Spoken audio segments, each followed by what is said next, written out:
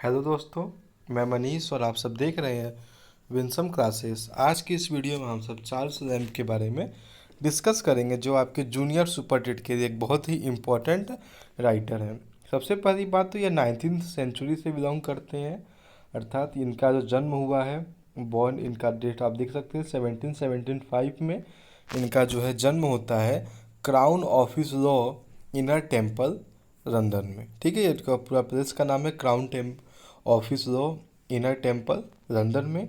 इनके पिता John lamb एक क्लर्क थे और इनकी माता एलिजाबेथ फ्रीड थी। ठीक है, तो यहाँ से हमें चार पांच जो इनके बारे में पॉइंट्स मिल गए कि 19th सेंचुरी के पोएट हैं, 19th सेंचुरी से बिलोंग करते हैं। 1775 में इनका जन्म होता है लंदन में। इनके पिता का नाम जॉन लैम्ब है, जो कि एक क्लर्क थे, और इनकी माता जो है ये क्या थी, एलिजाबेथ फ्रीड थी। लैम्ब जो थे यंगेस्ट चाइल्ड थे अपने पेरेंट्स के। 7 भाइयों, मतलब इनके जो थे 7 भाई बहन थे, उसमें सबसे बड़े कौन है, तो उसमें सबसे बड़े जो है हमारे चार्ल्स लैम्ब भी हैं। आगे बात करते हैं इनकी एजुकेशन के बारे में। तो एजुकेटेड एट क्राइस्ट हॉस्पिटल। ठीक है, तो क्राइस्ट हॉस्पिटल नाम का एक स्कूल है ना, ये हॉस्पिटल नहीं है, क्या है कि स्कूल है, जो कि एक क्या था, एक बोर्डिंग स्कूल था जहाँ पे ये रह के एजुकेशन करते थे। तो हमें क्राइस्ट हॉस्पिटल देखकर ये नहीं समझना है कि किसी हॉस्पिटल का नाम था, ये एक बोर्डिंग स्कूल था। ठीक है, एस टी कॉलेज, इम्पोर्टेंट नाम ये भी है, इनके बारे में हमें देखना है।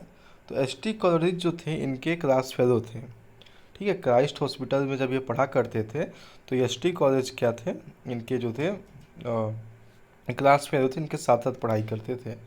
Charles lamb was a romantic essayist and a poet. ठीक है, तो इनके ये जो फेमस हुए अपने एसेज की वजह से। बेसिकली देखा जाए तो एक पोएट भी थे, पर ये ज़्यादा फेमस किस चीज़ के लिए होते हैं, तो ये ज़्यादा फेमस जो होते हैं अपने एसेज के लिए होते हैं। ठीक है, तो चार्ल्स लैम्ब के बारे में क्वेश्चन पूछा जा सकता है कि ये क्या थे, तो एक रोमांटिक एसेइस्ट थे और एक पोएट भी थे। ज़्यादा इनका फेमस वर्क जो इनके एसेज से ही हम सब देखते हैं।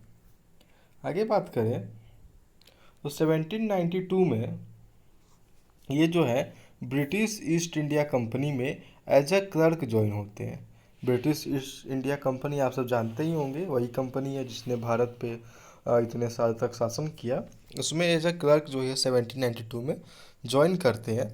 उसके आगे देखा जाए, लैम्ब जो है एक लड़की से प्यार पर करते हैं जिसका नाम था एन सीमंस। तो एन सीमंस नाम की लड़की से चार्ल्स लैम्ब क्या करते हैं, प्यार करते हैं।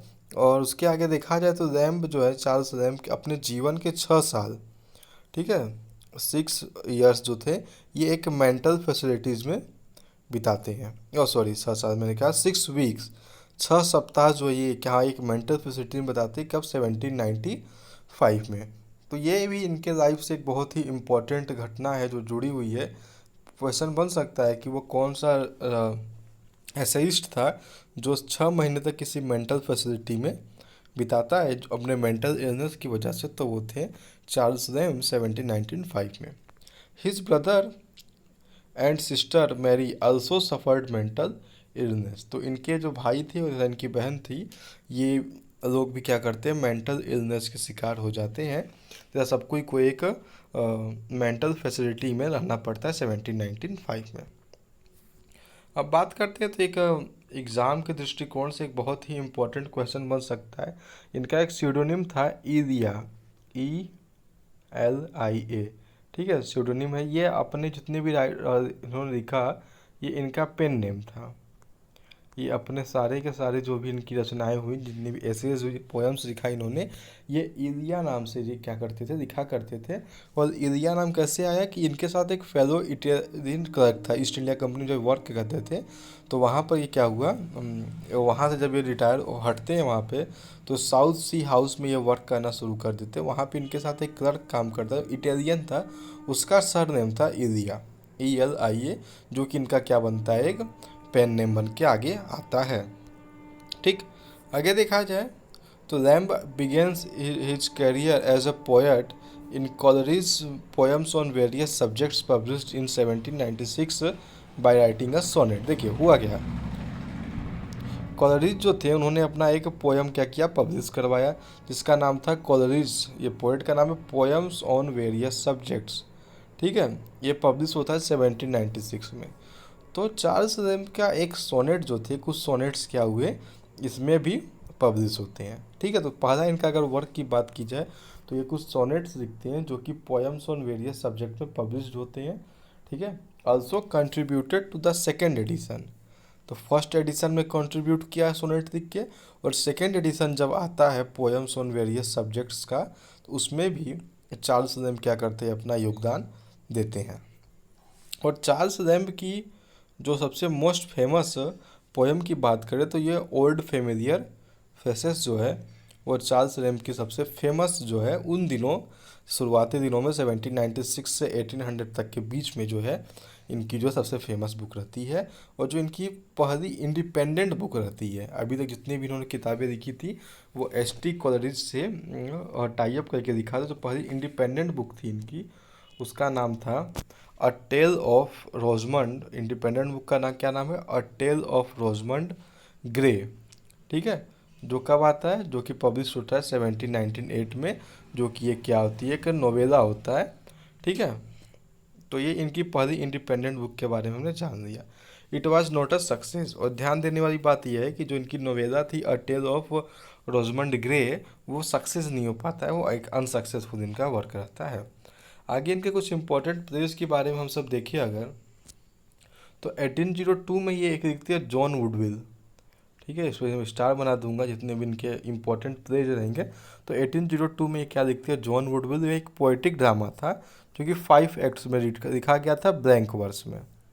ठीक है, तो जॉन वुडविल के बारे में यहाँ 4 पॉइंट दिया गया। एक पोएट्रिक ड्रामा फर्स्ट पॉइंट, सेकेंड ये एक ट्रेजेडी हुआ करती थी 5 एक्ट में, जो कि ब्लैंक वर्स में लिखा गया था। ठीक है, 1807 में बात की जाए, मिस्टर एच। 1807 में इनका एक प्ले आता है मिस्टर एच, और फार्स इन 2 एक्ट्स। कितने में लिखा गया था, 2 एक्ट में था। और एक पोएम ना होकर कि ये क्या था, एक प्रोज वर्क था इनका। और ये एकमात्र इनका प्ले था जो कि स्टेज तक पहुंचता है। आप जानते हैं कि प्ले किस लिए लिखा था, प्ले इंटेंडेड होता है कि स्टेज पे उसे परफॉर्म किया जाए, पर ना तो जॉन वुडविल परफॉर्म हो पाया था। 1807 में जब ये मिस्टर एच लिखते, जो कि 2 एक्ट का एक प्रोज वाला प्ले था, वो एकमात्र इनका प्ले जो कि स्टेज तक पहुंचता है। उसके अलावा इनके कोई भी प्लेस जो है स्टेज तक नहीं पहुंचते हैं। आगे देखते हैं हम द वाइफ्स ट्रायल। ठीक है, 1828 में ये एक और पोएम राइटिंग लिखती हैं, उसका नाम था द वाइफ्स ट्रायल, जो कि ये भी किस में लिखा गया था, ब्लैंक वर्स में।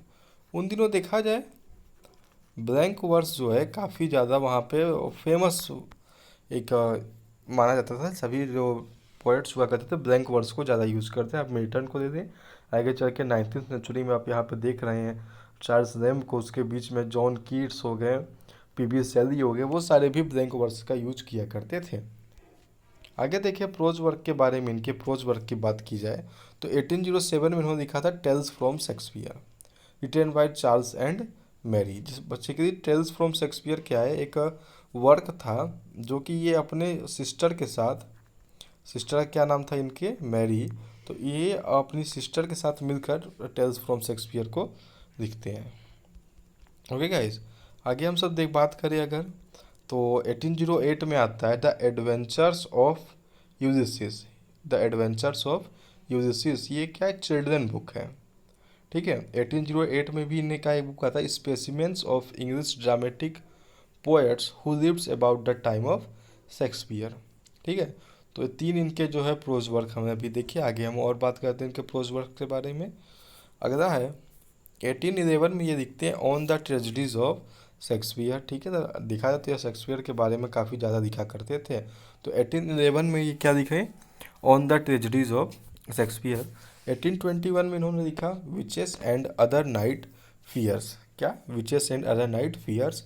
1825 में इनका एक आता है द पॉन ब्रोकर्स डॉटर। 1867 में एलिना, ये क्या होता है, पब्लिश होता है, लिखा इसे पढ़े जाता है ना। तो पब्लिश डेट इसकी बात करें एलिना की तो वो 1867 होता है। ठीक, आगे देखिए अगर हम, तो एक जो इनका मैग्नम ओपस जिसे हम कह सकते हैं 1823 में जो पब्लिश्ड होता है वो होता है एसेस ऑफ एलिया। हम यहाँ लिख देता हूँ, ये क्या इनका एक मैग्नम ओपस है। ठीक है दोस्तों, तो magnum opus of Charles lamb की बात की जाए तो वो एसेज ऑफ एरिया रहता है। 1833 में क्या होता है, the last essays of Elia, ये 1833 में इनका आता है। और ठीक उसके एक साल बाद मीन्स 1834 में लैम्ब जो होते हैं डाइड हो जाते हैं, मर जाते हैं, कहाँ, एडमंटन इंग्लैंड में।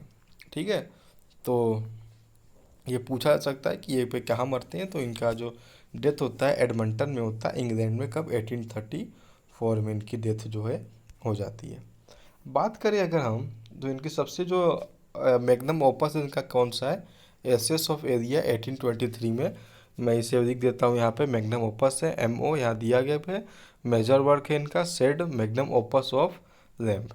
ठीक है, इसमें ढेर सारे एसेस का कलेक्शन है, इनमें से कुछ एसेस के नाम जो है नीचे लिखे गए हैं, जैसे ड्रीम चिल्ड्रेन, ठीक है, ऑक्सफोर्ड इन वेकेशन, और fools day, imperfect sympathies, modern gallantry, captain Jackson, Valentine's day, in South Sea House, Christ hospital in the vacation, the old and new school master, New Year's Eve, a bachelor's complaint, the superannuated man, chimney sweepers ना। तो ये सब क्या है इनके important जो है work है। Migration, old China, popular pheresis, lamb is called the prince of English essayist.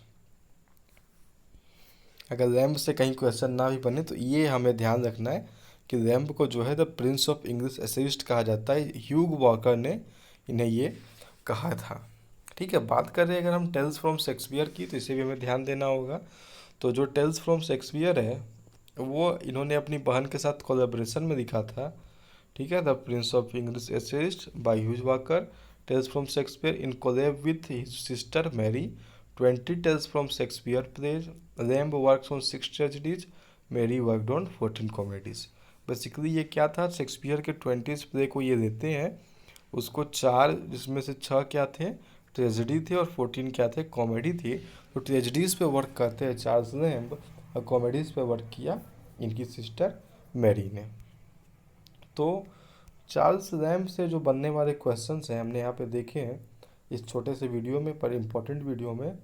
तो इस वीडियो को आप सब अच्छे से देखिए, इसे समझें, और चैनल को सब्सक्राइब करके आप नीचे डिस्क्रिप्शन में दिए लिंक से टेलीग्राम चैनल भी जरूर ज्वाइन कर रहे हैं। Thank you.